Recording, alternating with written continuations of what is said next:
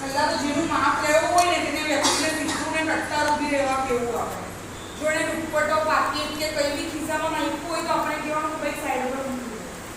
કારણ કે માપ લઈએ ને તો માપમાં ગડબડી થઈ જાય. સમજો હવે કોઈ જીન્સ પહેરી છે બરાબર અને અંદર મોબાઈલ ને પાકીટ છે તો શું થશે? ફૂલેલું રહેશે.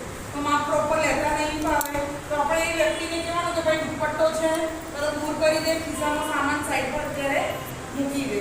સૌ પહેલા આપણે શોલ્ડરમાં જો અહીંથી મેજર ટેપ મૂકવાની છે તમારે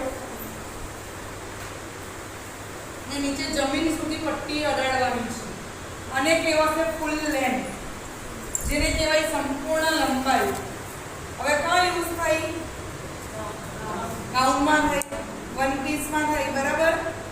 કોઈ બી ફૂલ લેન્થ વાળું ગાર્મેન્ટ બનાવવું હોય તો તેમાં આ લંબાઈનો યુઝ થાય છે, જેને કહેવાય સંપૂર્ણ લંબાઈ, ફૂલ લેન્થ બરાબર. શોલ્ડર થી જમીન સુધી એટલે કે એડી સુધીનું માપ તેને કહેવાશે સંપૂર્ણ લંબાઈ. इस साइड आ जाओ, मैं तो गर्दन दुख जाएगी. क्लियर બધાને? જો અહીંયા પોઈન્ટ પર મૂકવાનું છે